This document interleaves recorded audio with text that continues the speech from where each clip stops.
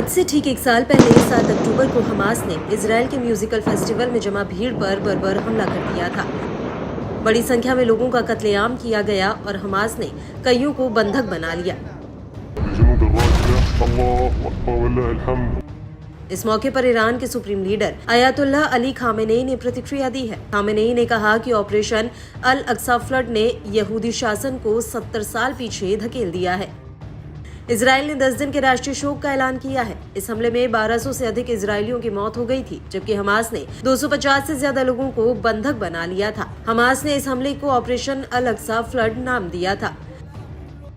इससे पहले ईरान के सर्वोच्च नेता अयातुल्लाह अली खामेनेई ने हाल ही में एक बयान में कहा कि अगर जरूरत पड़ी तो ईरान फिर से इजराइल पर हमला कर सकता है। ईरानी नेता ने ये बयान ऐसे वक्त में दिया है जब इजराइल और ईरान के बीच रिश्ते अपने सबसे बुरे दौर से गुजर रहे हैं। ईरान ने बीते कुछ दिनों पहले इजराइल पर सैकड़ों मिसाइलें दागी थी। मिडिल ईस्ट में हमास और इजराइल को बीच शुरू हुए जंग को 1 साल हो चुका है। 7 अक्टूबर 2023 को हमास ने एक साथ इजराइल के शहरों पर मिसाइल हमले किए थे। हमास और इजराइल के बीच शुरू हुई इस जंग में गाजा, लेबनान और वेस्ट बैंक आ गया। इसके अलावा हमास के सहयोग में हिजबुल्लाह, ईरान, हूती जैसे देश या संगठन भी सामने आए। इसी क्रम में इजराइल ने बड़े पैमाने पर इन संगठनों के खिलाफ कार्रवाई की और इसमें हजारों लोगों की मौत हुई।